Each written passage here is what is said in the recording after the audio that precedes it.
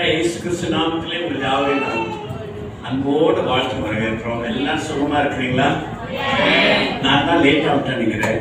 வீட்டை விட்டு 6:20க்கு கிளம்பணும். இப்பதான் வந்து என்னன்னு தெரியல. இங்க வரணும்னு சொல்றதுனால ஹெவி டிராபிக் ஆகுது. எப்படி இருந்தாலும் சரியான நேரத்தில் வந்து சேர்ந்துட்டோம். கர்த்தர் உங்களை ஒவ்வொரு மாசத்துல இருப்பாங்க. இன்றைக்கு நமக்கு ஒரு விசேஷ நாள்ல என்ன நாள்? தமிழ் ஆங்கிலத்தில் குட் ஃப்ரைடே, தமிழ்ல பெரிய வெள்ளிக்கிழமை. அதாவது நம்முடைய கர்த்தராகிய இயேசு கிறிஸ்து சிலுவையிலே அறையப்பட்டு அதை நினைவு கூறுகிற நாளாக நாம் இந்த நாளை நம்ம அனுசரிக்கிறோம். சரி, ஆகவே இந்த நாளிலே நான் ரொம்ப நேரம் நான் உங்களை அனுப்பிச்சு நான் உங்களை போர் அடிக்க மாட்டேன். சுருக்கமாக எவ்வளவு சீக்கிரத்தில் முடியுமோ அவ்வளவு சீக்கிரத்திலே நாம் தேவன் இன்றைக்கு நமக்காக என்ன செய்தியை வைத்திருக்கிறார் என்று தெரிந்து கொண்டு நாம் கடந்து செல்லலாம். அதன் மூலமாக நிச்சயமாக கர்த்தர் உங்கள் ஒவ்வொருவரோடும் பேசுவார், உங்கள் ஒவ்வொருவரும் ஆசீர்வதிப்பார் என்ற நம்பிக்கையோடு விசுவாசம் இருக்கிறேன்.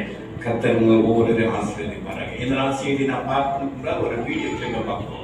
The Passion of Christ இருக்காங்க. ஓகே, இன்றைக்கு இயேசு கிறிஸ்து சிலுவையில் அறையப்பட்ட நாள் என்பதை நாம் நினைவு கூறுனாலே எல்லாரும் இந்த படத்தை பார்த்துருப்பீங்க, The Passion of Christ ன்னு சொல்லி.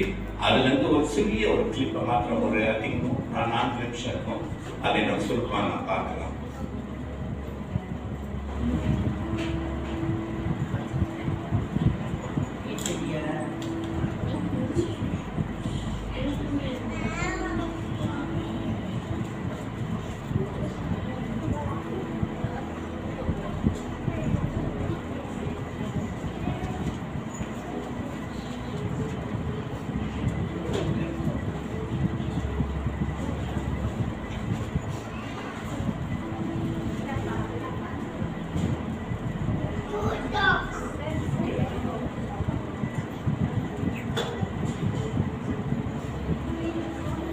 Passion of Christ படத்தை பார்த்தவங்க எல்லாத்தையும் உங்களுக்கு தெரியும். இதுல என்னத்தை பார்க்கணும்னு சொன்னாங்க, இந்த கர்த்தராகிய இயேசு கிறிஸ்துவானவர். இன்றைக்கு என்னுடைய செய்தியின் தலைப்பு வந்துட்டு யார் இந்த இயேசு கிறிஸ்து?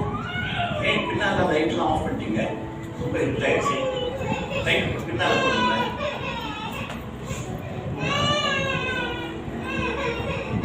பின்னால எல்லாம் லைட்டை போடுங்க. நீங்க இதுல கூட லைட் போட்டா கூட ஓகே தான், ஸ்டில் தெரியும். லைட்ஸ் எல்லாம் ஆன் பண்ணுங்க, எல்லா லைட்ஸும் ஆன் பண்ணுங்க. நீங்க should be okay. ஓகே, இந்த லைட் மாத்தணும், இந்த லைட் ஓகே போதுங்க. யார் இந்த இயேசு கிறிஸ்து? எதற்காக சிலுவையிலே இப்படி அடிக்கப்பட்டார் என்பதை குறித்து நான் பார்க்கணும். வரதா இல்லையா? வரமாட்டீங்களா? சரி, ஓகே.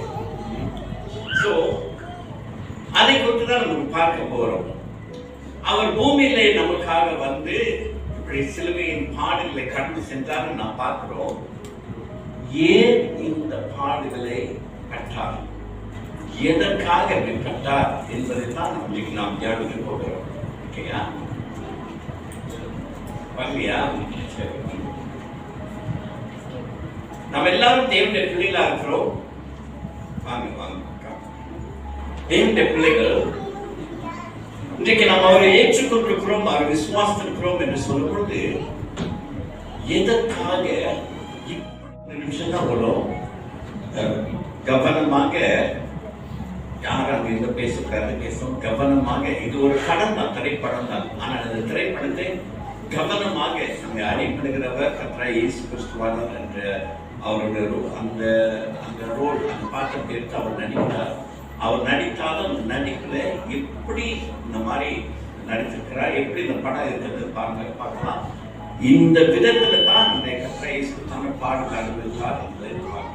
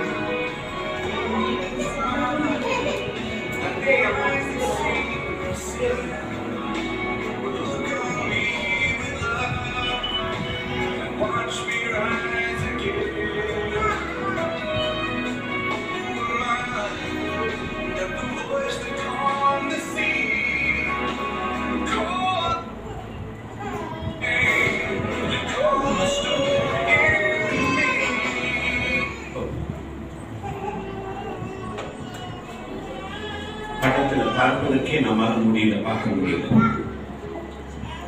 நிஜத்துல இப்படியாக அவர் அப்படிப்பட்ட பாடுகளை கடந்து சென்றார். நம்ம அதை கொஞ்சம் யூனிட் பார்க்கணும். அந்த அடிகள், விழுந்த அடிகள், சாட்டை அடிக்கிறது, கொக்கியில நம்ம மேல விழுந்தா இப்படி இருப்போம். தாங்க முடியுமா? நம்மளால ஒரு அடி கூட நம்மளால தாங்க முடியாது. இதை நம்ம கற்றை கடந்து சென்றார். சரி, முதலாவதாக யார் குழந்தை அழுத்திட்டே இருக்காங்க?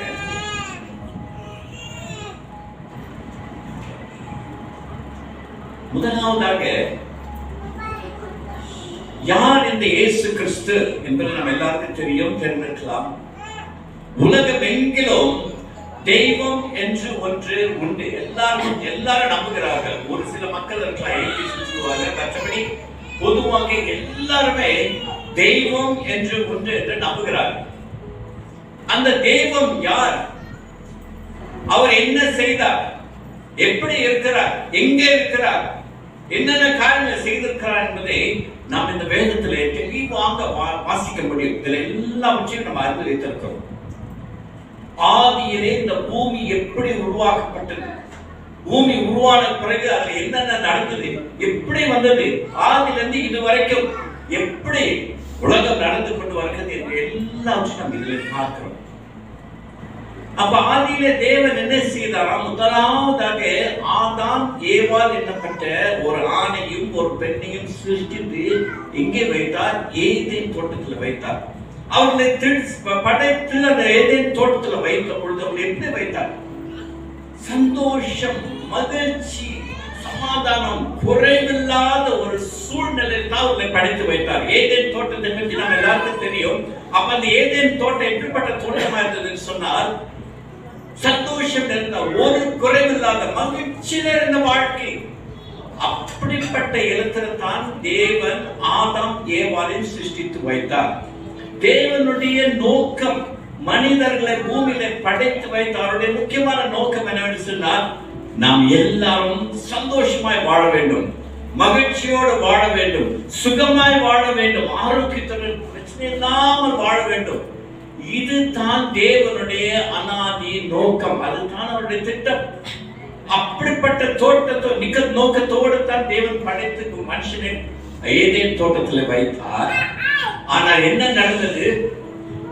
ஆதாம் ஏவாள் கீழ்ப்படியாமல் போன பிறகு அந்த ஏதேன் தோட்டத்தை விட்டு துரத்தப்பட்டார்கள். வசனத்தில் சொல்லப்பட்டது, துரத்தப்பட்டார். தேவன் அவர்களை துரத்தினார். துரத்தப்பட்ட பிறகு அவர்களுக்கென்று தேவன், மனிதர்களுக்கென்று தேவன் படைத்து வைத்திருந்த எல்லா ஆசீர்வாதங்களும் அந்த நிமிஷத்தில் எடுக்கப்பட்டது. மனுஷனுடைய வாழ்க்கை எப்படி மாறினது? துக்கம் நிறைந்ததாக மாறினது. நெத்தி வேர்வை நிலத்துல சிந்தித்தான் நீ பிழைக்க வேண்டும், நீ கடுமையாக உழைத்துதான் பிழைக்க வேண்டும் என்ற ஒரு சூழ்நிலைக்கு, அப்படிப்பட்ட ஆசீர்வாத மகிழ்ச்சியுள்ள இடத்திலிருந்து இப்படிப்பட்ட ஒரு நிலைக்கு அவன் தள்ளப்பட்டான். எதனால? தேவனுக்கு கீழ்ப்படியாமல் போனபடினால. தேவன் ஆதியாகமம் 2ஆம் அதிகாரம் 17ஆம் வசனத்தில் சொல்லப்பட்டிருக்குது, இந்த நன்மை தீமை அறியத்தக்க பழத்தை புசிக்கும் நாளிலே நீ சாகவே சாவாய் என்று கட்டளையிட்டார். God commanded and said that the day that you eat this fruit you will die, surely die. நீ நிச்சயமாக மரிப்பாய் என்று தேவன் அந்த வார்த்தை சொன்னார். அதே போலதான் நடந்தது. அவங்க வந்துட்டு என்ன செஞ்சாங்க? அந்த பழத்தை சாப்பிட்டாங்க. சாப்பிட்டதுனால என்ன நடந்தது? மரணத்தை தான் தங்கள் மேல அவங்க வர வச்சு கொண்டார்கள். அதற்கு முன்பதாக சகாவரம் சந்தோஷமாய் மறைக்காமல் எத்தனை வருஷம் இருக்க முடியும் எனக்கு தெரியாது. தேவன் என்ன திட்டம் என்றுதான் நமக்கு தெரியாது. அப்படிப்பட்ட ஒரு வாழ்க்கையை வாழ வேண்டியவர்கள் எல்லாவற்றையும் இழந்துட்டாங்க. எல்லாவற்றையும் இழந்து பாவம் செய்தனால ஒரு கவலையுள்ள, வேதனையுள்ள, கஷ்டமுள்ள, முட்களுள்ள, பாதையுள்ள இப்படிப்பட்ட ஒரு வாழ்க்கைக்கு தள்ளப்பட்டார்கள். இன்றைக்கு நாம் பூமியில வாழ்கிற வாழ்க்கை நாம் கொஞ்சம் யோசித்து பார்ப்போம் சொன்னா, நம்முடைய வாழ்க்கைக்கு எப்படிப்பட்டதா இருக்குது? யாராவது ஒரு ஆள் வந்துட்டு, ஓ ஐ அம் லிவிங் தி பெஸ்ட் லைஃப், ஒரு குறைகள் இல்லாமல் சந்தோஷமா மகிழ்ச்சியா இருக்கேன்னு சொல்லிட்டு யாருமே சொல்ல முடியாது. அப்படி சொன்னாக்க எம்ஜிஆர் சுவாகியத்தில் எங்கே நிம்மதி எனக்கு ஒரு இடம் வேணும்னு அந்த பாட்டு பாடி இருக்க மாட்டார். உண்மைதான் இல்லை. இன்றைக்கு மனுஷனுடைய வாழ்க்கையெல்லாம் இப்படிப்பட்ட ஒரு சூழ்நிலைக்கு தள்ள குழந்தைய பார்த்துக்கணுமா, டிஸ்டர்பன்ஸ் ஆகக்கூடாது. அப்ப இந்த சூழ்நிலையில இப்படிப்பட்ட சூழ்நிலை மனுஷன் வாழ்ந்ததுனால தேவன் பரலோகத்தை பார்க்கிறார். நான் படைத்த என்னுடைய பிள்ளைகள், நான் படைத்த மனுஷர்கள் இப்படிப்பட்ட ஒரு சூழ்நிலையில் ஆசீர்வாதமாய் சந்தோஷமாய் இருக்க வேண்டும் என்று வாழ்க்கையை கொடுத்த அவர் வாழ்க்கை எல்லாவற்றையும் இழந்துட்டு இப்படிப்பட்ட கஷ்டத்தின் வாழ்க்கை அவர் கடந்து கொண்டிருக்கிறார்களே என்று அவர் மிகவும் வேதனைப்பட்டார். அப்ப வேதனைப்பட்ட பிறகுதான் அது பிறகு என்ன செய்யறாரு? வேதனைப்பட்டது மாத்திரமல்ல, யோவான் 3:16 John chapter 3:13 அந்த வசனத்துல என்ன சொல்லப்பட்டிருக்குது? தேவன் நம்முடைய ஒரே பேரான குமாரனை விசுவாசிக்கிறவன் எவனோ அவன் கெட்டு போகாமல் நித்திய ஜீவனை அடையும்படிக்கு அவரை தந்தரலி இவ்வளவாய் உலகத்தில் அன்பு கொண்டார். பிள்ளைங்களை வைத்திருக்கிறோம், கொஞ்சம் பார்த்துங்க, பின்னால போய் உட்கார்ந்துட்டு பிள்ளைங்களை பார்த்துங்க, சத்தம் போடாம. ஒரு நமக்கு வந்து தொந்தரவு வரக்கூடாது. பிள்ளைங்க ரூம்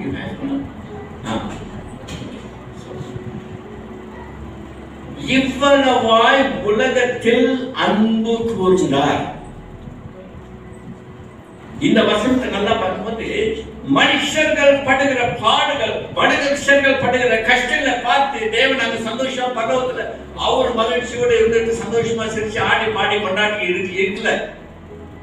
அவர் பார்த்த பிறகு மனுஷன் மேல நம்ம மேல உலகத்தில் அன்பு கூர்ந்தார். யோவான் 3:14 சொல்லப்பட்டிருக்கு பாருங்க. உலகத்தில் அன்பு கூர்ந்தார். உலகம் என்று சொல்லும்போது உலகத்தில் இருக்க நம்ம எல்லாரும் மேல அது நம்மை சேர்த்து நம்ம மேல அவர் என்ன செய்தாரா? அன்பு கூர்ந்தார். அப்ப அன்பு கூர்ந்த தேவன், நம்ம மேல அன்பு வைத்த தேவன் இப்படி படுகிற பாடுகள் கஷ்டங்களை பார்த்துட்டு அவர் சந்தோஷப்படல. என்னுடைய பிள்ளைகள் இப்படி கஷ்டப்படுறாங்களே அப்படின்ட்டு அவர் சந்தோஷப்படல. இன்னைக்கு நம்ம கூட ஒரு பெற்றோரா, நானும் பெற்றோரா இருக்கிறதுனாலே இன்னைக்கு நம்முடைய பிள்ளைகள் வந்து எப்படி இருக்கணும் நம்ம எதிர்பார்ப்போம். நல்லா சந்தோஷமா இருக்கணும், மகிழ்ச்சியா இருக்கணும், நல்லா படிச்சு நல்லா மேன்மையா வந்துட்டு கல்யாணம் பண்ணி நல்லா வசதியா சுகமா வாழ்ந்து நம்ம விரும்புவோம். எந்த பெற்றோர் வந்துட்டு என் பிள்ளை அவன் எப்படி போனா எனக்கு என்ன, அவன் பிச்சை எடுத்தானா, எப்படி படத்தை படிக்க கட்டினா எனக்கு என்ன அப்படின்னு எந்த ஒரு பெற்றோர் சொல்லவே மாட்டாங்க. அதே போலதான் நம்முடைய ஆண்டவர் இன்றைக்கு நம்ம ஒவ்வொரு மேலும் அவர் மிகுந்த அன்புள்ளவர். God is a loving God. He loves each and every one of us. நம் ஒவ்வொருவரையும் அவர் தனிப்பட்ட விதத்திலே அவர் முழுவதுமாக நேசிக்கிற தேவன். இன்றைக்கு உலகத்துல பார்க்க, நான் டிக்டாக்ல தான் நிறைய பார்க்கிறேன். ஒரு பையன் ஒரு பொண்ணை பார்த்து என்ன சொல்லுவான்? ஒரு ரோஸ் ஃப்ளவரை கொடுத்துட்டு ஐ லவ் யூ சொல்லியிருக்கீங்களா? சிரிக்கிறதுன்னு சொல்றது இல்லையா? சிரிக்கிறீங்க.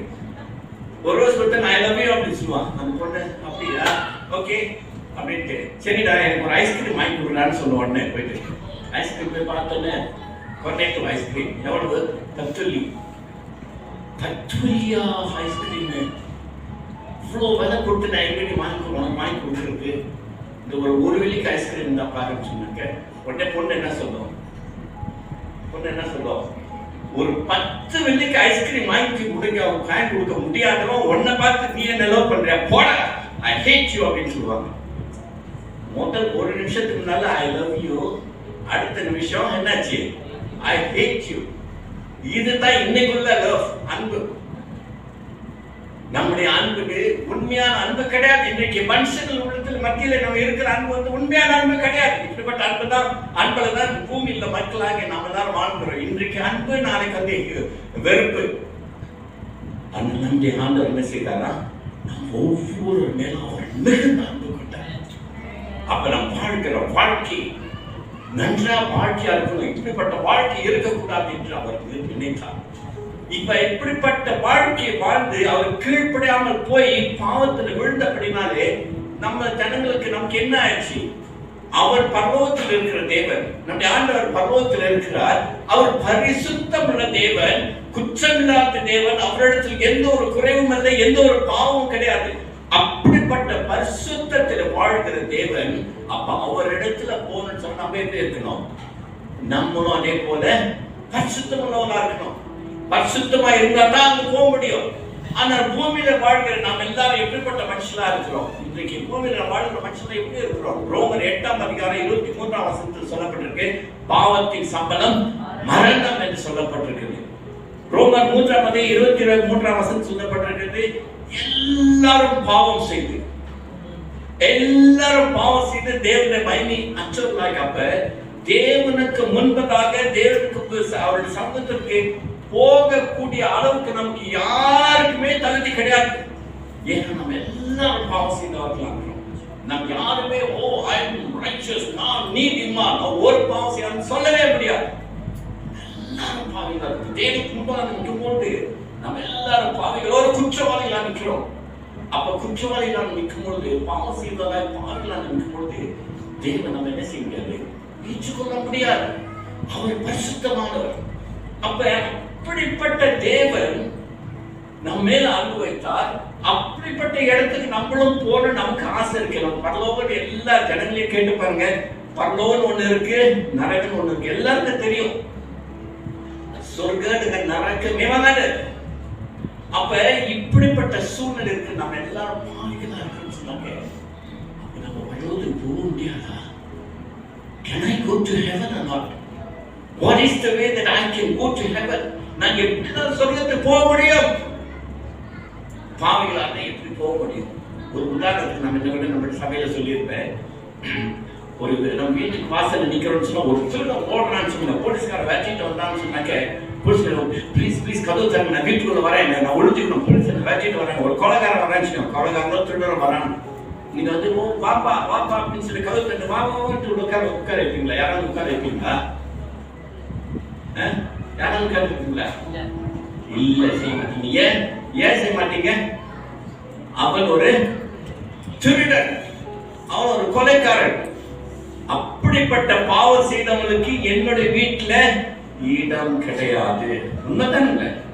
பூமியில நம்மளே வந்துட்டு தவறானவர்கள், நல்ல மனுஷன் இல்லைன்னு தெரிஞ்சுட்டு அவங்க வீட்டுக்கு நம்ம வீட்டுக்கு வர்றதுக்கு நம்ம இடம் கொடுக்க மாட்டோம். நான் யாரையும் குறிப்பிட்டு சொல்ல, நம்ம சொந்தக்காரங்களை கூட யாராவது ஒருத்தவங்க நல்லவங்களாங்க, ரொம்ப கோபக்காரங்க, அம்மா இன்னைக்கு அந்த மாமா வராங்க, அவங்க வரதே எனக்கு பிடிக்கலமா அப்படின்னு பிள்ளைங்க சொல்லியிருப்பாங்க. மாமாவை பிடிக்கலன்னு சொன்னா உண்மைதானே. சொந்தக்காரங்களே நம்ம நல்லவங்க நமக்கு பிடிக்கலன்னு சொன்னா என்ன செய்ய மாட்டோம், வீட்டுக்குள்ள உதாரணம் நம்ம சொல்றோம். ஆனா அதே சமயத்துல ஒருவேளை உதாரணத்துக்கு இந்த காலத்துக்கு பார்த்தோம்னா விஜய் வர, விஜய்னா எந்த விஜய்? எத்தனை பேருக்கு விஜய் பிடிக்கும்? அப்படியா? விஜய் பிடிக்கல, விஜய் வராது, இல்லாட்டி ரஜினிகாந்த் வராது. நம்ம ஆளுங்களுக்கு பார்த்தாக்க சிவாஜி வராதுக்க, அம்மா வெயில் ரொம்ப அடிக்குது, தண்ணி கிடைக்குமா, தாகத்துக்கு தண்ணி கிடைக்குமா அப்படின்னு கேட்டா என்ன செய்வீங்க சொல்லுமா? கூல் ட்ரிங்க்ஸ் எடுத்து குடிப்பீங்க. அண்ணன் அங்கிள் வாங்க வீட்டுல வாங்க அப்படின்னு சொல்லிட்டு வீட்டுக்குள்ள உட்கார வச்சு ஐகான் போடு ஃபேனை போடு, ஜூஸ் போதுமா, சில்லுன்னு வேணுமா, வேற என்ன வேணும், சமைச்சு போட்டு சாப்பாடு போட்டு செய்வீங்களா? செய்ய மாட்டீங்களா? ஏன் செய்வீங்க? ஏன் செய்வீங்க? ஃபேமஸ் ஆனவர், அப்புறம் உங்களுக்கு பிடிக்கும். ஏன் அவருக்கு உங்களை பிடிக்குது, உங்களுக்கு அவரை பிடிக்குது? ஃபேமஸ்னால வேற என்னத்தினால உங்களுக்கு அவரை பிடிக்குது? படத்தில் நடிக்கிறாரு, அதெல்லாம் ஒண்ணு. சரி, படத்தில் நடிக்கிறார், எப்படி நடிக்கிறாரு? ஹீரோவா இருக்காரு. Why do you like him? Because ஹீரோவா இருக்கிறார், ஃபேமஸா இருக்காரு.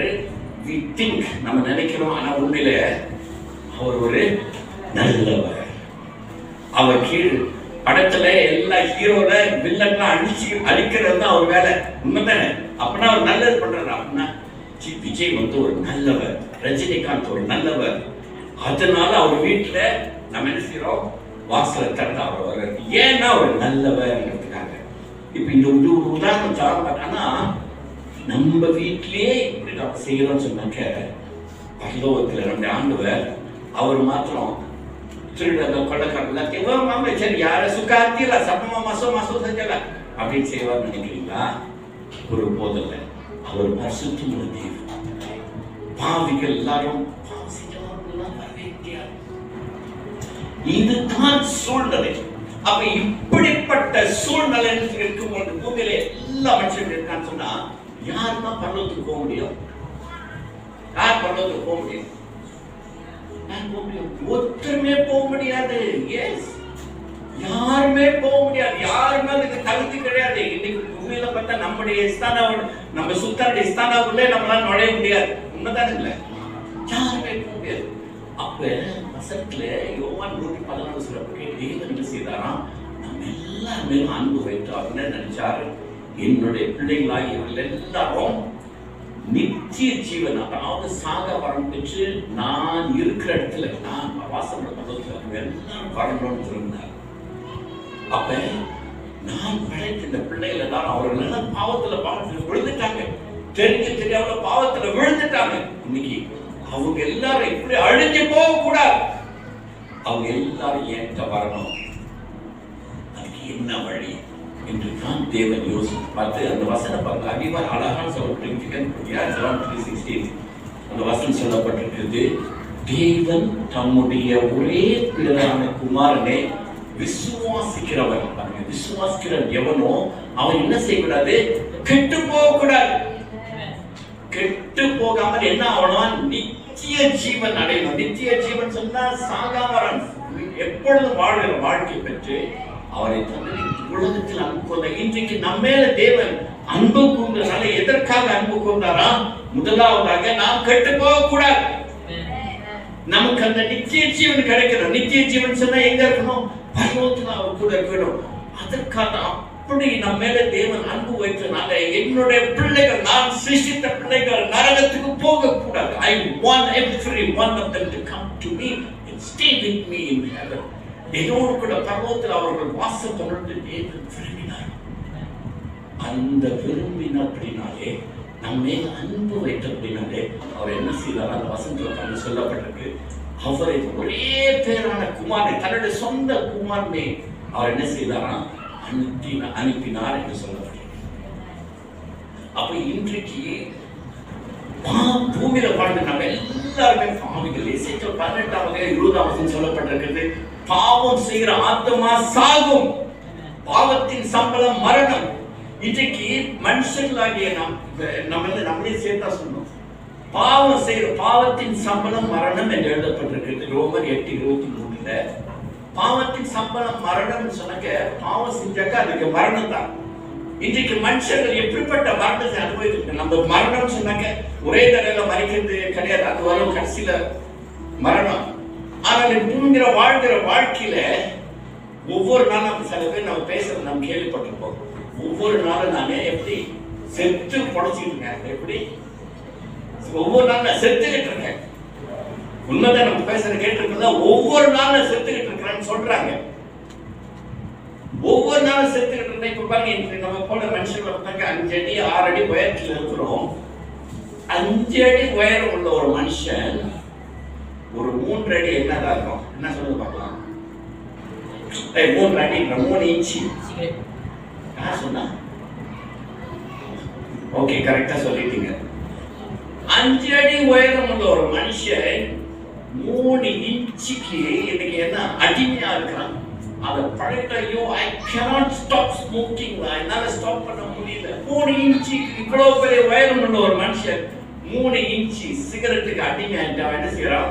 ஒவ்வொரு நாளும் அந்த அடிமையா இருந்து செத்து போயிட்டு இருக்கிறான். இன்னொன்னு என்னது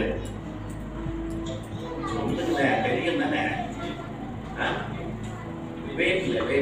வேப்பான சிகரெட்ல போயிடுச்சு. வாட்டர்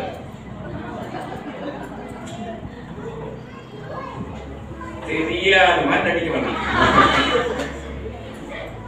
வாட்டர் வாட்டர்னா விளையாதுல எல்லாத்துக்கும் உங்களுக்கு பொண்ணுங்களுக்கு விளையாடு தானே. பிள்ளைங்க கூட எனக்கு எல்லாம் விளையாடு. இன்னைக்கு குவார்டர்னா 1/2 கிளாஸ் ஊத்திட்டு இவ்வளவு பெரிய மனுஷன் ஒரு 1/2 கிளாஸ் இன்னைக்கு என்ன இருக்கான்? அடிமையா இதுல இருந்து என்னால தப்பிக்கவே முடியல. I don't know how to come out of it. இது ஒரு ஒரு ரெண்டு உதாரணத்தை சொல்லிட்டு எவ்வளவு காரியங்கள். ஒரு தடவை ஒரு பாவத்தை செஞ்சுட்டா அந்த பாவத்துல இந்த மீண்டு வர மனுஷனால முடிய மாட்டேங்குது. இன்னைக்கு இதுதான் உலகம். இன்னைக்கு நம்மள எத்தனை பேர், உங்களை நான் யாரும் சொல்றேன், பொதுவா சொல்றேன், எத்தனை பேர் இப்படிப்பட்ட பாவத்துல மாட்டிக்கிட்டு அதுல அடிமையாகிட்டு ஒவ்வொரு நாளும் செத்துக்கிட்டு இருக்கோம்னு நமக்கு தெரியாது.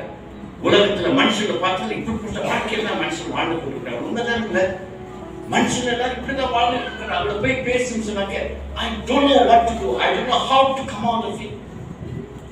இன்னைக்கு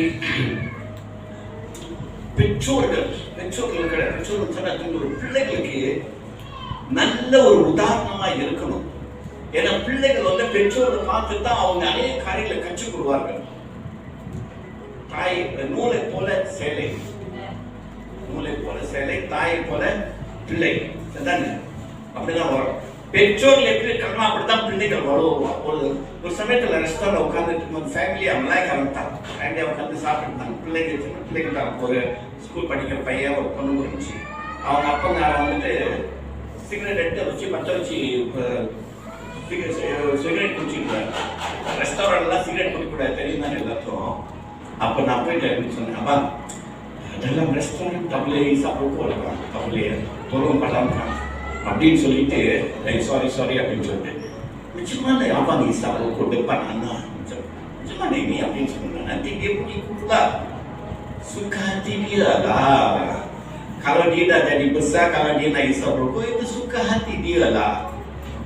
Paling நான் சொல்றது, ஒரு அப்பாவே பார்த்து என்ன சொல்றமான பார்த்து சுக்க ஹத்தி தியா. அப்ப இப்படிப்பட்ட ஒரு தகப்பன், இப்படிப்பட்ட உதாரணமா தான் அந்த பையன் எப்படி இருப்பான் நாளைக்கு சொல்லியா? வளர்ந்து வந்த பிறகு அவன் கண்டிப்பா ஒரு 12 வயசு, அப்ப அவனுக்கு இருக்குன்னா 7-8 வயசு இருக்கும். 12 வயசா கண்டிப்பா அவன் சிகரெட் அடிப்பான். அப்ப யாருக்கு சொல்றது? அப்பா தான். என்ன கேட்டீங்கன்னா அவங்க அப்பா தான் முதல்ல சொல்லுவேன். ஏன்னா அவர் தான் வழி கட்டினாரு. அப்ப இன்றைக்கு பூமியில இப்படிப்பட்ட வாழ்க்கை வாழ்ந்துட்டு இருக்கிறதுனாலே தேவன் பார்த்து இது நான் இப்படி விடக்கூடாது, இதற்கு ஒரு வழி செய்ய வேண்டும் என்று நான் என்ன செய்தாரா? தேவன் மனுஷர்களோடு ஒப்புரவாகுவதற்காக என்ன செய்தார்? இயேசு கிறிஸ்துவை அனுப்பினார். அந்த 2 கொரிந்தியர் 5ஆம் அதிகாரம் 19ஆம் வசனத்துல அந்த வசனத்தை மாற்றம் வாசிப்போம். 2 கொரிந்தியர் 2 Corinthians chapter 5 verse 19. அந்த வசனத்துல பாருங்க, ரொம்ப தெளிவா அந்த சொல்லியிருக்கிறார்.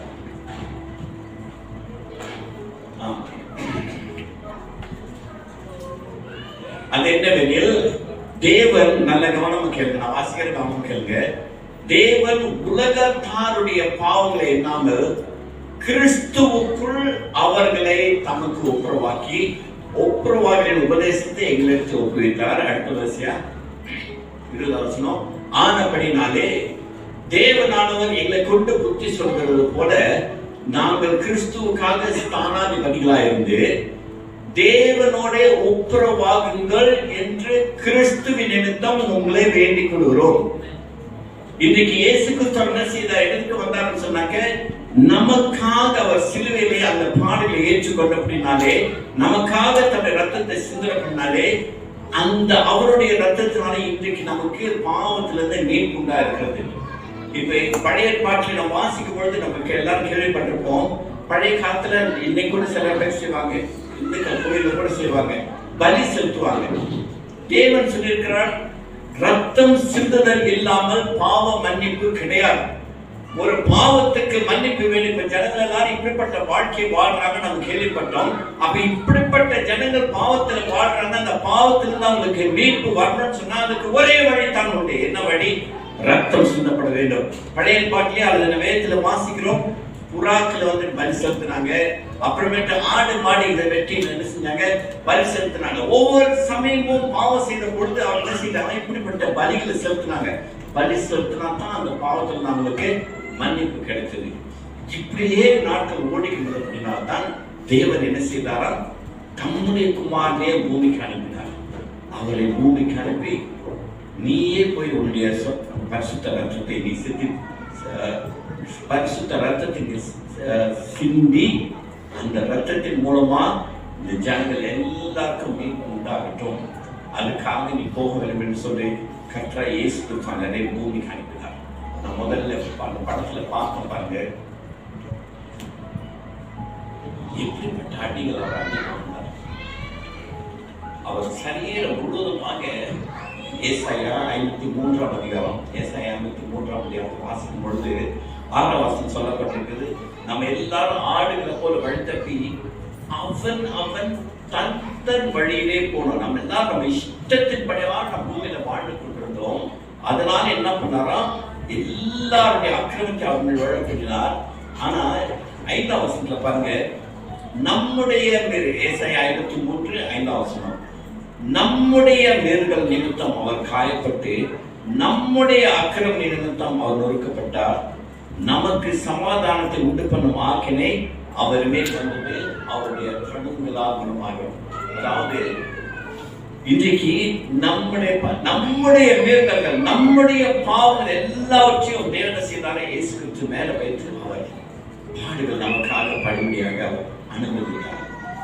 இயேசு கிறிஸ்து பூமிக்கு வந்து ஒரு மனுஷனாய் பிறந்து அவர் வளர்ந்து கடைசியிலே சிலுவையில அடிக்கப்பட்டு உப்பு கொடுத்து, தன்னுடைய சரீரத்தில் அடிப்படை உப்பு கொடுத்து, தன்னுடைய 2 கைகளிலும் ஆணிகள், கால்களே ஆணிகள், விழாவுடைய ஈட்டியில குத்தப்பட்டு கடைசி சொட்டு ரத்தம் சரீரத்திலே சிந்தும் அளவுக்கு அவர்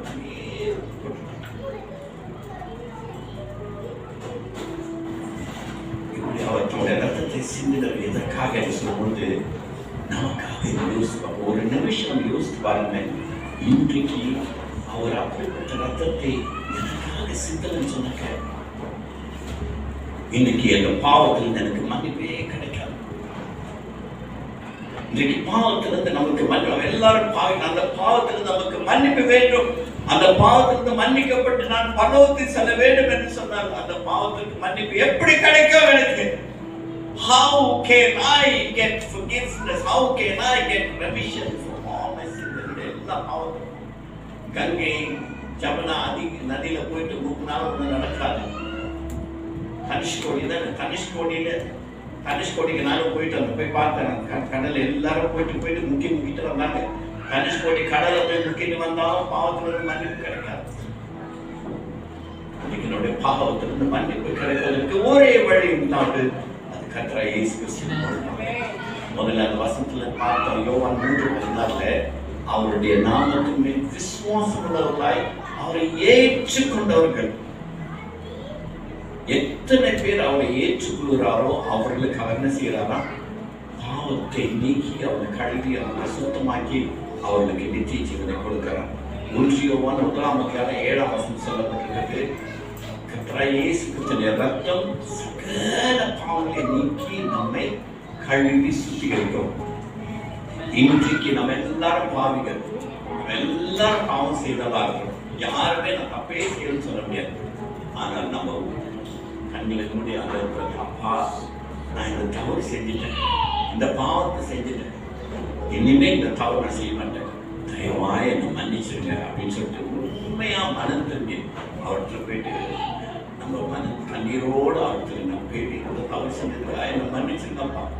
பிள்ளைங்களை நம்ம வந்துட்டு சில செஞ்சு தவறு செஞ்சுட்டேன்னு சொன்னாக்க பிள்ளைங்களை ரோத்தால் எடுத்துட்டா, அப்பா அம்மா நான் இன்னும் செய்ய மாட்டேம்மா, அம்மா ஐம் சாரிம்மா அப்படின்ட்டு பிள்ளைங்க சொல்றாங்க தானே. அந்த அடிக்க போறோம் ஏன் செஞ்ச தவறுக்காக தண்டனை கிடைக்குதுன்னு சொல்லும்போது அவங்க என்ன செய்யறாங்க, I will not do it again, நான் இதை பார்த்துட்டு செய்ய இந்த தவறு செய்ய மாட்டேன், அம்மா சாரிம்மா, அப்பா சாரிம்மா அப்படின்ட்டு பிள்ளைகள் கேட்கறது போல அதே மாதிரி நம்ம ஆண்டுகிட்டப்பா செய்துட்டேன், தயவாய் மன்னிச்சிருங்க அப்படின்னு சொல்லிட்டு உண்மையான உள்ளத்தோடு நம்ம அவரை போய் நம்ம மன்னிப்பு கேட்கும் பொழுது அவர் நிச்சயமா என்ன செய்கிறவர், நம்மை மன்னிக்கிறவர். அவர் மன்னிக்கிறது மாத்திரமல்ல, நம்மை கழுவி சுத்திகரிக்கிறவராக. ஒரு உதாரணத்துக்கு இப்ப இந்த பக்கம் ஆண்டவர் இருக்கிறார், அவர் பரிசுத்தமுள்ள தேவன். இப்ப நம்ம பாவம் செஞ்சுட்டு சொன்னாக்க நம்ம அழுக்கான கண்ணுகளா இருப்போம். இந்த இடத்துல இருக்கிறேன், இது வந்துட்டு பாவம் உள்ள இடம், அசுத்தத்துல நான் இருக்கிறேன்னு சொல்லும் பொழுது அங்க தேவத்துல போகணும்னு சொல்லி இப்படியே நான் போக முடியாது. அப்ப நடுவில் இயேசு கிறிஸ்து அவர்கிட்ட நான் மன்னிப்பு கேட்கும்பொழுது அவர் நம்மை கழுவி சுத்தமாக்கிட்டு அதன் பிறகு அவர் பிதாவிலே தேவனுக்கு போவதற்கு அவர் வழியை உண்டாக்குறார். இதுதான் முதலாவது பாயிண்ட். 2 பாயிண்ட்ஸ் நான் சொல்லி முடிச்சிருவேன். அங்கே நம் கர்த்தராகிய இயேசு கிறிஸ்து ஏன் பூமிக்கு வந்தார் என்று சொன்னால், நம்முடைய பாவங்களிலிருந்து நம்மை மீட்கும்படியாக, நம்முடைய பாவமிருந்து நம்மை கழுவி நம்மை சுத்திகரித்து அந்த பரலோகத்துக்கு கொண்டு செல்வதற்குரிய அந்த தகுதியை நம் ஒவ்வொருத்தரும் கொடுக்கும்படியாகத்தான் அவர் பூமிக்கு வந்தார். இன்றைக்கு தைரியமாக நம்ம சொல்ல முடியும், நான் இயேசு கிறிஸ்துவை ஏற்றுக்கொண்டிருக்கிறேன், அவருடைய ரத்தத்தினாலே நான் கழுவப்பட்டிருக்கிறேன். ஆகவே இன்றைக்கு பூமிக்குரிய வாழ்க்கையை நான் முடித்தாலும் நான் பரலோகத்துக்கு செல்வேன் என்ற அந்த தைரியம், அந்த நம்பிக்கை நாம் ஒவ்வொருவருக்கும் உண்டு. நிச்சயமா நான் பரலோகத்திற்கு நம்முடைய இந்து சகோதரர் சொல்லுவாங்க, வேற ஒருத்தர் இறந்துட்டாங்க, சிவன் கிட்ட போயிட்டாருன்னு சொல்லுவாங்க. கேள்விப்பட்டிருக்கீங்க தானே? சிவன் தான் என்னது? சிவன் தான் யாரு? உயிரை கொடுக்கிற தேவன். சிவன் என்ற வார்த்தைக்கு நம்முடைய சமஸ்கிருத வார்த்தை நம்ம பைபிளை பார்த்தோம்னா ஜீவன். நான் இயேசுக்கு என்ன சொன்னால், நானே வழியும் சத்தியமும் ஜீவனுமா இருக்கிறேன்னு சொல்றேன். அந்த ஜீவன் வார்த்தை தான் தமிழ்ல வந்துட்டு சிவன் சொல்லுவாங்க. சிவன், அப்ப சிவன் வந்து உயிரை கொடுக்கிற தேவன். அவங்க அப்படி சொல்றாங்க, சிவனடியை போயிட்டாங்க அப்படின்ட்டு. அப்ப இயேசுக்கு என்ன சொல்றாரு? என்னை விசுவாசிக்கிறவன் என்னோடு கூட எப்பொழுதும் வாழும்படியாக அவனுக்கு நான் நித்திய ஜீவனை கொடுப்பேன் என்று சொன்னார். முதல் 12வது பாயிண்ட்ஸோட நான் சொல்லி ஒரு கொஞ்ச நேரத்தில் முடிச்சிருக்கேன். இந்த வசனத்தை எல்லாரும் கவனமா கேட்கணும்னு நான் விரும்புகிறேன். 1 யோவான் 1ஆம் அதிகாரம் 8ஆம் வசனம். 1 John in chapter 3. 1 யோவான் 3ஆம் அதிகாரம் 8ஆம் வசனம். 1 John chapter 3 verse 8. கவனமா கேளுங்க, இது கவனமா எல்லாரும் கேட்கணும். பாவம் செய்கிறவன் பிசாசினால் உண்டாயிருக்கிறான், ஏனெனில் பிசாசானவன் ஆதி முதல் பாவம் செய்கிறான். பிசாசினுடைய கிரியைகளை அழிக்கும்படிக்கு தேவனுடைய குமாரன் வெளிப்பட்டார். இயேசு கிறிஸ்து ஏன் பூமிக்கு வந்தார் என்று சொன்னால், பிசாசினுடைய கிரியைகளை அழிக்கும்படிக்கு. பிசாசுடைய கிரியை சொல்ல என்ன? அவருடைய கிரியை எதை அழிக்கும்படியாக வந்தார்? ஆதியிலே ஆதாம் ஏவாள், இவருடைய வசனத்தெல்லாம் படிச்சா லேட்டா நான் சொல்லிடுறேன் நானு. ஆதியிலே ஆதாம் ஏவாள் தேவன் ஏதேன் தோட்டத்தில் வைத்த பிறகு அவங்க வஞ்சித்தது யாரு? சர்ப்பத்தின் மூலமாக பிசாசம் தான் வந்து வஞ்சிட்டான். அந்த சர்ப்பம் எப்படிப்பட்டதான்னு சொன்னா, ஆதியாகமம் 3ஆம் அதிகாரம் 1ஆம் வசனத்தில் வாசித்து பாருங்கள். சர்ப்பமானது தந்திரம் உள்ளதாக இருந்தது. If you have the verse put here, ஆதியாகமம் 3ஆம் அதிகாரம் 1ஆம் வசனம். சர்ப்பமானது எப்படிப்பட்டதா இருந்ததா? தந்திரமானது. தந்திரமான என்ன? அது என்னோட நோக்கம் அதுக்கு? சர்ப்பம் வந்துட்டு பிசாசுடைய ஆயுதம் தான், பிசாசு தான் வந்தான். அவன் வந்துட்டு என்ன சொல்லி பாருங்க, சர்ப்பமானது தந்திரம் உள்ளது. அது வந்துட்டு more cunning than any beast. தந்திரமா என்னத்துக்காக தந்திரம்? இன்றைக்கு இந்த ஆதாமும் இந்த ஏவாளும் இந்த ஏதேன் தோட்டத்துல நல்லா சந்தோஷமா மகிழ்ச்சியா இருக்கிறீங்களா? நீங்க எப்படியா இருந்தீங்கன்னு சொன்னாக்க எப்படி உங்களை எப்படி கவுக்கலாம்? நீ உண்மைத்தானே இல்லை? இன்னைக்கு நம்ம உலகத்திலே பூமியிலே நான் பார்க்கும்போது உங்களை யாரு சொன்ன, இன்னைக்கு நம்ம கூட இருக்கிறவங்களே நம்ம நல்லா வந்துட்டு சொன்னாக்க, ஒரு காடி வாங்கிட்டோம்னா, ஆமா பெரிய காடி வாங்கிட்டாமா, பெரிய பந்தா பண்றாங்க சொல்றா இல்லையா? நீங்க சொல்றீங்களா? இந்த மாதிரி சொல்லக்கூடாது, சொல்றாங்க தானே. ஒரு வீடு வாங்கிட்டோம் சொன்னா, ஆமா பெரிய வீடு வாங்கிட்டோம் தீர்த்திக்கிறாங்க, அவங்களால தான் வாங்க முடியுமா அப்படின்ட்டு. இன்றைக்கு மனுஷர்கள் யாருமே நம் நன்றா இருக்கிறது விரும்ப மாட்டாங்க.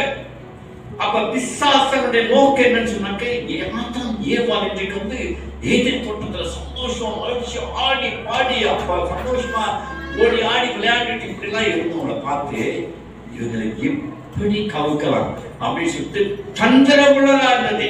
என்னத்துக்கா தந்திரம்?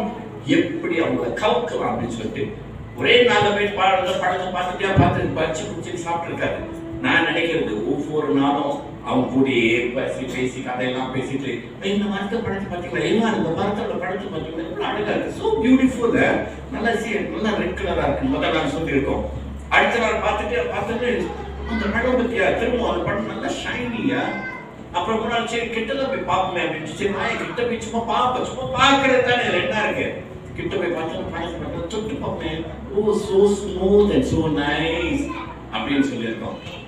அப்புறம் அடுத்த அடுத்த நாள் பார்த்தோன்னே நல்ல படம் சும்மா சும்மா ஒரே ஒரு கொஞ்சம் கட்சி பார்த்துக்கலாமே, டேஸ்ட் எப்படி பிடிக்குதா இனிக்குதா எப்படி இருக்கு, சும்மா படத்தை முழு சாப்பிடுறேன், சும்மா ஒரு பை ஒரே கறி மாத்த கடிச்சு பார்க்கலாமேன்னு சொல்லிட்டு இப்படி படிப்படியாக வஞ்சித்து கடைசியில் என்ன பண்ணிச்சு, அந்த பழத்தை பறிச்சு சாப்பிட வச்சு. இது யார் பண்ணா? சாத்தான் பண்ணா. வெளிப்படுத்தல் 12ஆம் அதிகாரம் 9ஆம் வசனத்துல சொல்லப்பட்டிருக்குது.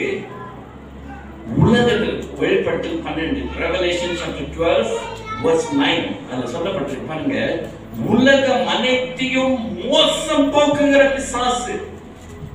யோவான் 3:16 பார்த்து தேவன் உலகத்தில் அன்பு கூர்ந்தார், பூமியில எல்லார் மேல அவர் அன்பு கூர்ந்தாராம். ஆனா இந்த வருஷத்துல பிசாசு என்ன, உலகம் அனைத்தையும் பாக்கி இருக்கிற ஜனங்கள் எல்லாரும் என்ன பண்ணணும், அவங்கள மோசமாக்கணும், அவர்களை வஞ்சிக்க வேண்டும், தேவனுக்கு விரோதமாய் தேவனுக்கு பிரியமில்லாத பாவத்தை செய்து அவர்களை பாவத்தில் விழ பண்ணணும். அதுதான் பிசாசுடைய நோக்கம். தேவனுடைய நோக்கம் நாம் எல்லாரும் ஆசீர்வாதமாய் செழிப்பார்க்க வேண்டும். பிசாசுடைய நோக்கம் நாம் எல்லாரும் எப்படிப்பட்டவங்களா இருக்கணும், பாவத்துல விழுந்து அழிஞ்சு போகணும். உபாகமம் 28ஆம் அதிகாரம் 15ஆம் வசனத்திலிருந்து 68ஆம் வசனம் வரைக்கும் ஒரே ஒரு தடவை வேணா படிச்சு பாருங்க, இப்போ படிக்காதீங்க. Deuteronomy chapter 28 verses 50 to 68. இந்த வசனங்கள் முழுவதும் சாபங்கள். நம் பூமியிலே பாவங்கள் ஏதாவது செஞ்சு சொன்னா அந்த பாவத்தின் நிமித்தமாக நமக்கு என்ன வரும், வாழ்க்கையிலே சாபங்கள் தான் வரும். அந்த சாபங்கள் வந்தா நம் பூமியில வாழ்கிற வாழ்க்கை எப்படிப்பட்ட வாழ்க்கையா இருக்கும், நிம்மதி இல்லாத வாழ்க்கை, கொடுமையான வாழ்க்கையா இருக்கும். இதற்கு ஆணித்தரமா இதெல்லாம் உருவாக்குறது யாரு? பிசாசானவர். பிசாசானவர் தான் என்ன செய்யலாம், இன்றைக்கு உலகத்துல பின்னால குழந்தை யாரு பாத்தீங்களா, பிசாசானவன் இன்றைக்கு உலகத்தினுடைய எல்லா ஜனங்களையும் அவருடைய குறிக்கோள், அவருடைய நோக்கம் என்னன்னு சொன்னால், ஜனங்களை பாவத்திற்குள் விழ பண்ண வேண்டும். ஏன் பாவத்துக்குள் விழ பண்ண வேண்டும்? அவங்க பாவத்துல விழுந்தாதான் ஆண்டவர் சிவர் அவங்க மேல கோபமா இருப்பார். அவங்க பாவத்துல விழுந்தாதான் அவங்க மேல சாபம் வரும். அவங்க சாபத்துல இருந்தா தான் மக்கள் என்ன செய்யாது, நிம்மதியாக வாழ முடியாது. இதுதான் பிசாசுடைய நோக்கம். இன்றைக்கு நமக்கு அநேக பேர் நம்ம பார்க்கிறோம். அநேக பேர் நீங்க பாருங்க, கடன் பாரம், குடும்பத்துல பிரச்சனை, கணவன் மனைவி பிள்ளைகள் மத்தியிலே சண்டை சச்சரவுகள், வேலை செய்யற இடத்துல போய் வேலை செஞ்சாலும் ஒரு நிம்மதி இல்லாத வாழ்க்கை, எடுக்கிற சம்பளம் என்ன பண்றது பத்த மாட்டேங்குது, அப்புறம் சரீரத்துல வியாதிகள், இப்படிப்பட்ட கொடுமையான வாழ்க்கை சூழ்நிலை தான் நம்ம கடந்து வந்துருக்கோம். அப்ப பாருங்க, இதெல்லாம் ஏன் நடக்குது அப்படின்னு நான் பார்க்கணும்னு சொன்னாக்க, எதனால் நடக்குதுன்னு சொன்னா, இயேசுக்கான பூமியில நாட்டில பாருங்க, ஒரு சமயத்துல லூக்கா 16ஆம் அதிகாரம் 18ஆம் வசனம் சொல்லப்பட்டிருக்கிறது. ஒரு ஸ்திரியானவர் இப்படியே கூணி இருந்தார்கள் சொல்லப்பட்டிருக்கு. கூணியை தான் அவங்களை நிமிரவே முடியாது, பார்த்தா இப்படிதான் பார்க்கணும். எவ்வளவு நாள் தெரியுங்களா? 18 வருஷம். ஒரு நாள் 18 வருஷமா இப்படி கூணி இருந்தாங்களே. அது ஏன் அப்படின்னா வசனம் தெளிவா சொல்லப்பட்டிருக்கு, பிசாசு அவங்களை கட்டி வச்சிருந்தாங்க. 18 வருஷமா இப்படி கட்டி வச்சிருந்தாங்க. இயேசுக்கு பார்த்து ஒரே நிமிஷத்துல கெட் அவுட் அப்படின்னு சொன்ன பிறகு அவங்க நேரா நின்றுட்டாங்க. அப்புறம் இன்னொரு வசனத்துல மத்திய 17ஆம் அதிகாரம் 5ஆம் வசனத்துல ஒரு பையன், அவனுக்கு காக்கா வரைப்பார், திமிர்வாதம், காக்கா பிசாசு பிடிச்சிட்ட பிறகு தண்ணியில போய் விழுந்துருவானா, நெருப்புக்கு போய் விழுந்துருவானா, எத்தனை வருஷம் எழுதல. ஒரு பையன், சின்ன பையன் மாதிரி இப்படி கஷ்டப்பட்டு அவங்க அப்பா வந்து, ஆண்டவரே என் மகனுக்கு ஏதாவது உதவி செய்யுங்க அப்படின்னு சொல்லிட்டு கேள்வி பிறகு ஒரு நிமிஷத்துல பிசாசு பிறகு உடனே அவன் சோத்து பெற்றுக்கணும். இன்றைக்கு பிசாசுடைய நோக்கம் நம்ம எப்படி அழிக்கிறது, எப்படி நம்முடைய சிந்தனைகளை நம்ம கெடுத்து போட்டு, எப்படி நம்ம என்ன செய்யலாம், மோசமான ஒரு கிரியை வழியை கொண்டு போறது, எப்படி தேவனுடைய ஆசீர்வாதத்தை பெற்றுக்கொள்ளாத நீங்க பூமியிலே கஷ்டத்துல வாழ்றது தான். இதுதான் பிசாசுடைய நோக்கம். ஆங்கிலே ஏவாளை வஞ்சித்து நல்ல வாழ்க்கையில ஏதே கொண்டு இருந்தவன் என்ன பண்ணா, அவளை கீழ்ப்படியாம தேவனுக்கு விரோதமாக கீழ்ப்படியாம பண்ணிட்டு தோட்டத்தை துரத்திட்டு அதோடு அவங்க ஆசீர்வாதத்தை எல்லாம் இழந்து போயிட்டாங்க. அந்த அன்றைக்கு ஆதாம் ஏவாளுக்கு செய்த அதே பிசாசு இன்றைக்கு இதுவரைக்கும் நம் மத்தியிலே ஜனங்களை இப்படிப்பட்ட பாவத்திற்குள் நடத்தி ஆசீர்வாதம் இல்லாத ஒரு வாழ்க்கையை, நிம்மதி இல்லாத வாழ்க்கையை, வேதனை இல்லாத வாழ்க்கையை, கஷ்டத்தின் வாழ்க்கையை வாழ்வழி செய்து கொண்டிருக்கிறார். இதெல்லாம் செய்யறதுக்கு நம்ம கண்ணில் நமக்கு தெரியுது கிடையாது. பிசாசு பத்தி நேரத்தை தனியா பேசணும். நான் இன்னும் தெளிவா சொல்றேன்.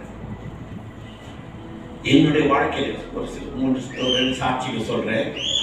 ஒரு சமயத்துல எனக்கு தலையில இருந்து இங்கிலீஷ்ல சொரியாசிஸ் சொல்லுவாங்க, தலையில பொடுகு மாதிரி சொறி கேள்விப்பட்டிருப்பீங்கள. 5 வருஷமா எப்ப பார்த்தாலும் வெள்ளை சட்டெல்லாம் நான் போடவே மாட்டேன். ஏன்னா அப்படியே பின்னால் அப்படியே கொட்டி கிடக்கும். பகலாம் வெக்கமா இருக்கும், அரிப்பு எடுக்கும். இதனாலே வீட்டுல மனைவி எப்ப பார்த்தாலும் சண்டை போடுவாங்க. ஏன்னு சொன்னா நான் காலையில எந்திரிச்சோன்னு எனக்கு தலைவாணி எல்லாம் இப்படி இருக்கும், அப்படியே கொட்டி கிடக்கும். ஒவ்வொரு நாளும் தலைவாணி உரையை மாத்தணும், பெட்ஷீட் எல்லாம் மாத்தணும். அதுவே அவங்களுக்கு கஷ்டமா இருக்கும். 5 வருஷமா இப்படி கிடக்கு. டவுன்ல ஸ்கின் டாக்டர் தண்ணி மேல தெரியுமா, கேள்விப்பட்டிருக்கீங்களா? அவர் பேர் வாட்டர் மவுண்டன் சொல்லுவாங்க. அவர் பேரே தண்ணி மேல, அதனால water mountain, doctor water mountain. அந்த மனுஷன் போய் தலையிலே ஊசி போட்டாருங்க.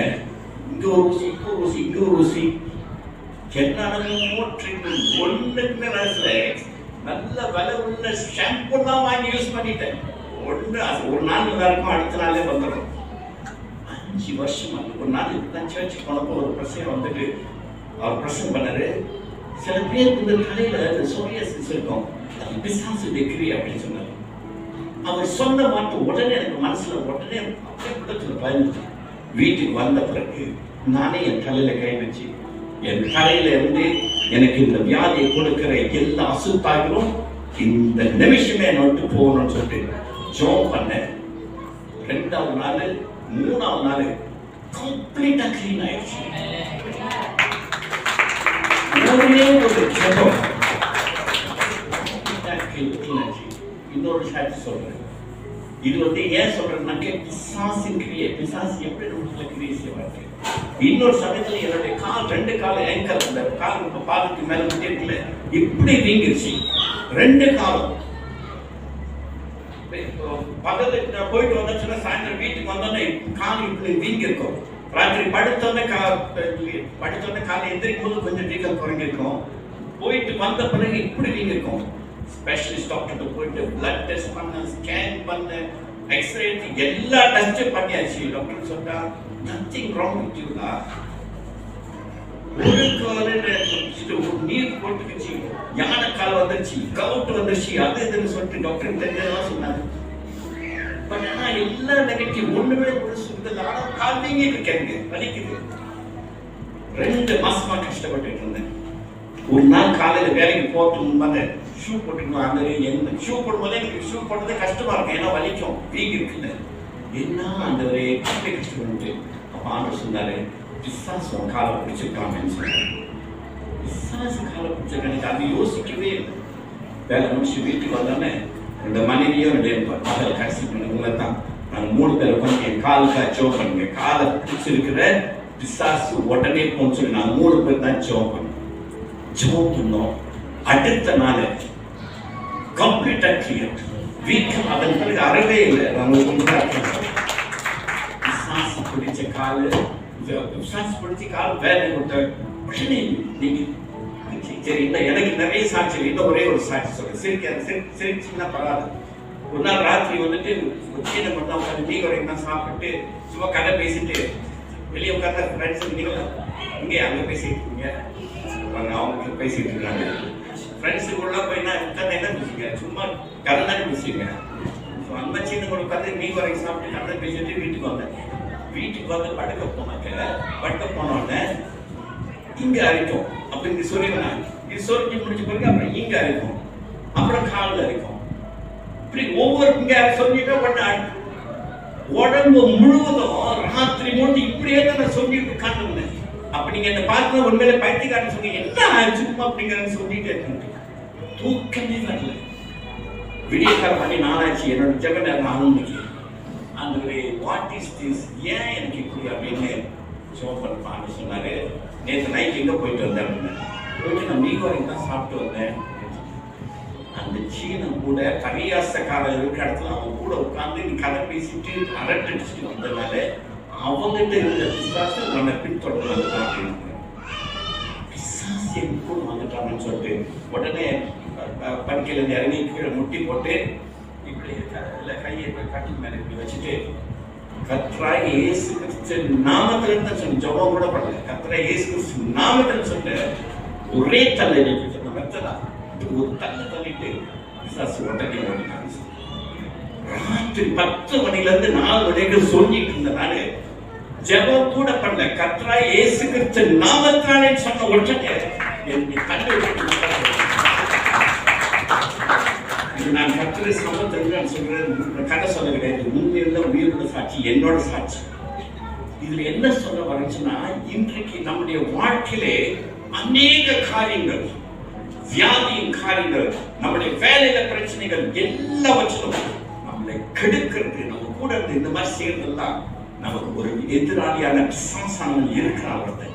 அவனோட வேலையெல்லாம் நம்ம எப்படி மோசம் போக்கலாம், எப்படி நம்ம அழிக்கலாம், எப்படி நம்மளை கஷ்டப்படுத்தலாம், எப்படி நம்ம துன்பப்படுத்தலாம், எப்படிப்பட்ட வியாதியில கொடுத்து கெடுக்கலாம் என்பதுதான் பிசாசனுடைய நோக்கம். யோபுடைய சத்தத்துக்கு எல்லாரும் பார்ப்பீங்க, பெரிய பணக்காரன் வந்தது. ஒரே நாள்ல பாருங்க 7000 ஆடுகள், 3000 ஒட்டகங்கள், 500 கழுதைகள் எல்லாமே போச்சு ஒரே நாள்ல. 10 பிள்ளைங்க, 7 பையன், 3 பொம்பளை பிள்ளைங்க. ஒரே நாள் அவன் பையன் வீட்டுக்கு இடிஞ்சு விழுந்து 10 பேர் செத்து போயிட்டாங்க. எப்படி இருந்திருக்கும் யோபுக்கு? அந்த வசனத்துல யோபு 2ஆம் அதிகாரம் 3ஆம் வசனம் சொல்லப்பட்டிருக்கு. யோபு ஒன்றிலும் முகாந்திரம் இல்லாமல், without any reason he was persecuted. பிசாசன் எந்த ஒரு நோக்கம் இல்லாமல், பிசாசு முகாந்திரம் இல்லாமல் யோபு இந்த மாதிரி கஷ்டப்படுத்தினார். ஆனா அந்த சூழ்நிலை யோபு என்ன செய்யறான்? தேவனுக்கு உண்மையா இருந்தாரா? இப்படி பிசாசன் என்ன செய்வான்? நம்மை கெடுக்கும்படியாக தான் அவனுடைய நோக்கம். நம் தேவனுக்கு பிரியமாக சொல்ற வாழ்க்கையில நம்மை கெடுப்பதுதான் அவனுடைய நோக்கம். இன்றைக்கு நம்ம ஒருவேளை என்னுடைய வாழ்க்கையில ஏன் இப்படிப்பட்ட வாழ்க்கை, நான் வாழ்க்கை, நான் ஏன் இப்படிப்பட்ட கஷ்டத்தை அனுபவிச்சிருக்கேன்னு சொல்லிட்டு நீங்கள் சோர்ந்து போயிருக்கலாம், வேதனையோட உட்கார்ந்து இருக்கலாம், வியாதியில கஷ்டப்படுகிறவர்களா இருக்கலாம், அது குடும்பத்திலே கஷ்டப்படுறவர்களா இருக்கலாம், குடும்பத்திலே பிரச்சனைகள் உள்ள சண்டையின் மத்தியில் வாழ்ந்து கொண்டிருக்கலாம், பிள்ளைகள் கூட குற்றம் பண்ண முடியாத சூழ்நிலை இருக்கலாம், ஆசீர்வாதம் குறைந்து காணப்படலாம், கடன் பாரத்தில் நீங்க இருக்கலாம். எப்பேற்பட்ட சூழ்நிலை இருந்தாலும் இவள் எல்லாத்தையும் நம்முடைய ஆண்டவர் நமக்கு கொடுக்கிறதே கிடையாது. நம்முடைய ஆண்டவருடைய நோக்கம் நம்ம எல்லாரும் ஆசீர்வாதமா இருக்க வேண்டும், செழிப்பா இருக்க வேண்டும், சுகமா இருக்க வேண்டும் அவருடைய விருப்பம். ஆனா நம்முடைய வாழ்க்கையில் இப்படிப்பட்ட காரியங்கள் நாம் கடந்து சொல்லும்போது நன்றாய் தெரிந்து கொள்ள வேண்டும், நம்முடைய எதிராளியானவன் செய்ய. அப்ப இன்றைக்கு இந்த வசனத்துல பாருங்க, 1:8 வசனத்துல சொல்லப்பட்டிருக்கு, இப்படிப்பட்ட இந்த பிசாசுடைய கிரியைகளை அழிக்கும்படிக்கு God wanted to destroy all the works of the devil. That is why Jesus Christ came. இன்றைக்கு இயேசு கிறிஸ்து வந்து அந்த சிலுவையில பாடுகளை கடந்து வெற்றியாய் ஜெயிச்சு வந்ததுனால இன்றைக்கு பிசாசு முன்பதாக என்று சொன்னாக்க ஓடிடுவான். ஒரு சமயத்தில் ஒரு பிசாசு, நான் பேரை சொல்ல விரும்பலைங்க, தனியாக நான் கேள்வி சொல்றேன். நீ எங்க வேலை, எந்த டைரக்டர் சொன்ன, நீ எங்க வேலை செய்யற, உன் பின்னால் உன் காடி பின்னாலே நான் வந்து உன் வீடு எங்க இருக்குன்னு நான் கண்டுபிடிச்சிட்டேன், உனக்கு ஒரு மனைவி இருக்கு, உனக்கு 4 பிள்ளைங்க இருக்கு, எல்லாத்தையும் நான் கண்டுபிடிச்சிட்டேன், உன்னை என்ன பண்றேன் பாரு அப்படின்னு சொல்லிட்டு சவால் போனோம். சீ போடா, என்ன ஒண்ணுமே நீ பண்ண முடியாதுன்னு துரத்திட்டு பிசாசு என்ன செய்யறோம், நம்ம பின்னாலேயே தட்டிட்டு இருக்கோம். நம்ம எப்பொழுதே கவுக்கலாம் அப்படின்னு தான் அவனோட நோக்கம். நம்ம ஆசீர்வாதமா இருக்க நம்ம விரும்பவே மாட்டான். இதுதான் பிசாசுடைய நோக்கம். ஆனால் நம்ம எல்லாருக்கும் இந்த நற்செய்தி என்னவென்று சொன்னால், ஆண்டவருடைய பிள்ளைகளாய் இருக்கிற நம்ம எல்லாருக்கும் நம்முடைய கர்த்தராகிய இயேசு கிறிஸ்து அவர் நம்மோடு கூட இருக்கிறபடினாலே, today because Jesus Christ is with us, because நாம் அவரை ஏற்றுக்கொண்டிருக்கிறபடினாலே இன்றைக்கு நம்ம என்ன செய்ய வேண்டியதில்லை, ஒன்றுக்கும் பயப்பட வேண்டியதில்லை. ஒன்றுக்கும் சோர்ந்து போக வேண்டியதில்லை. எப்பேற்பட்ட சூழ்நிலையில இருந்தாலும் அந்த சூழ்நிலையிலிருந்து தப்பி வைக்க, அந்த சூழ்நிலை விடுதலையாக்க, அந்த சூழ்நிலை உங்களை தூக்கிவிட, உங்களை மேன்மைப்படுத்த, உயர்த்த, வியாதியிலிருந்து வியாதி சுகத்தை கொடுப்பதற்கு கர்த்தராகிய இயேசு கிறிஸ்து வல்லமை உள்ளவராக. ஆமென். இன்றைக்கு நம்ம அவரை நோக்கி பார்த்து அப்பா என்று சொல்லி கூப்பிட்டு பாருங்க. எஸ் மகனே, எஸ் மகளே சொல்லிட்டு உடனடியாக பதில் கொடுக்கிறவர் தான் நம்முடைய ஆண்டவர். அவர் நல்லவர். அவர் நம்ம எல்லார் மேலும் எவ்வளவு அன்பு வைத்திருக்கிறார் தெரியுங்களா? நம்ம எல்லாரும் சந்தோஷமா இருக்கின்றது தான் அவருடைய விருப்பம். நம்ம ஆசீர்வாதம் இருக்கின்றது தான் அவருடைய விருப்பம். கஷ்டப்படுகிறது அவருடைய விருப்பமே கிடையாது. நாம் பாவம் செய்யும்போது அந்த பாவம் என்ன செய்யணும்? சாபத்தை கொண்டு வரும். சாபம் நம்ம குடும்பத்தில் வந்து அந்த ஆசீர்வாதத்தை கொண்டு சாபத்தை தான் ஆசீர்வாதத்தை எடுத்து போட்டுரும்.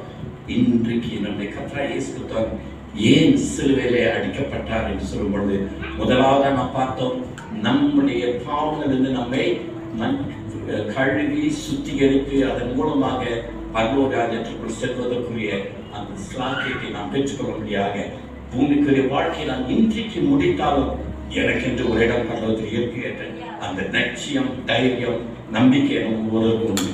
இரண்டாவதாக, பூமியிலே வாழ்கிற நாம் ஏதேன் தோட்டத்து வாழ்க்கை, ஆசீர்வாதம் உள்ள செழிப்புள்ள வாழ்க்கை நாம் வாழ வேண்டும் என்பதுதான் தேவனுடைய நோக்கம்.